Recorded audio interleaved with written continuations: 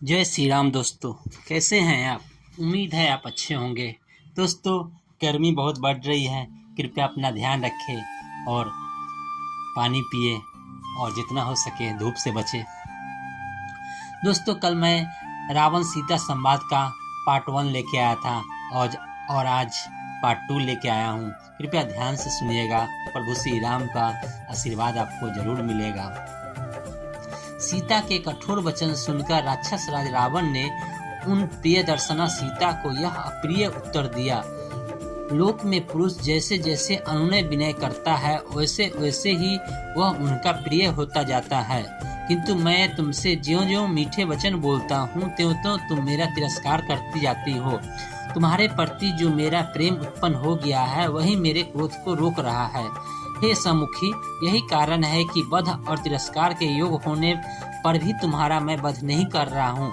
मिथिलेश कुमारी, तुम मुझसे जैसी कठोर बातें कह रही हो उनके प्रतिकार में मैं तुम्हें कठोर प्राण दंड देना ही उचित है। हे सुंदरी, मैंने तुम्हारे लिए जो अवधि नियुक्त की है उसके अनुसार मुझे 2 महीने और प्रतीक्षा करनी है। तत्पश्चात तुम्हें मेरी सैया पर आना होगा। स्मरण रखो, यदि 2 महीने बाद तुमने अपना पति स्वीकार नहीं करोगी तो मेरे रसोइये मेरे कलेवे के लिए तुम्हारे टुकड़े टुकड़े कर डालेंगे। राक्षस राज रावण के इन वचनों को सुनकर पतिव्रत और पति के शौर्य का अभिमान से परिपूर्ण सीता ने कहा, निश्चय ही इस नगर में तेरा भला चाहने वाला कोई भी ऐसा पुरुष नहीं है जो तुझे इस निंदित कर्म से रोके। नीच राक्षस, तूने अमित तेजस्वी श्री राम की भार्या से जो पाप की बात कही है उसके परिणाम स्वरूप दंड से तू कहाँ जाकर छुटकारा पाएगा। मैं धर्मात्मा श्री राम की पत्नी हूँ और महाराज दशरथ की पुत्र वधू हूँ। दशमुख रावण, मेरा तेज ही तुझे भस्म कर डालने के लिए पर्याप्त है। केवल श्री राम की आज्ञा न होने से और अपनी तपस्या को सुरक्षित रखने के विचार से मैं तुझे भस्म नहीं कर रही हूँ। निस्संदेह तेरे वध के लिए ही विधाता ने यह विधा रच दिया है।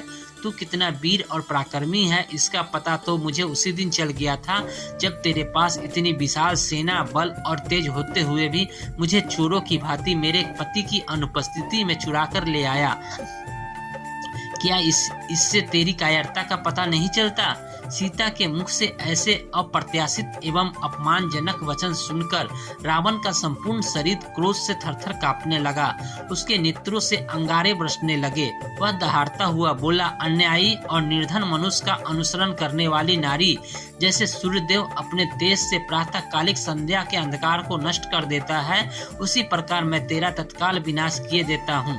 तत्पश्चात रावण ने एक एकांक्षी यानी एक आंख वाली, एक कर्णा, एक कान वाली, अश्वपदी, घोड़े के समान पैर वाली, सिंह मुखी, सिंह के समान मुख वाली आदि विकराल दिखाई देने वाली राक्षसियों को संबोधित करते हुए कहा, जिस प्रकार भी हो सीता को मेरे वश में होने के लिए विवश करो।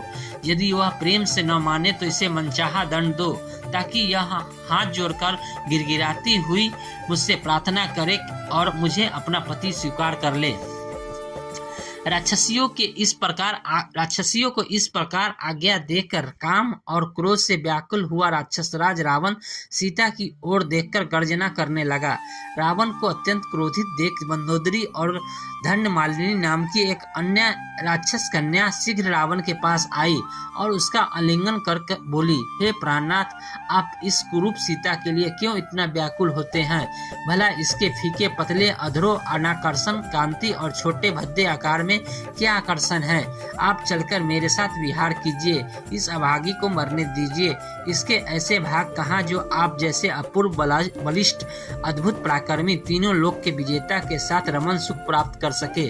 नाथ, जो स्त्री आपको नहीं चाहती उसके पीछे उन्मत्त की भांति दौड़ने से क्या लाभ। इससे तो व्यर्थ ही मन को दुख होता है। जब उन राक्षसियों ने ऐसा कहा तो उसे दूसरी ओर हटा ले गई तो मेघ के समान काला और बलवान राक्षस रावण जोर जोर से हंसता हुआ अपने भव्य प्रसाद की ओर चल पड़ा। यह थी आज की कहानी, रावण सीता संवाद भाग 2। आपको कैसी लगी कमेंट बॉक्स में जरूर बताइएगा। तब तक के लिए अपना ध्यान रखें और जय श्री राम। धन्यवाद।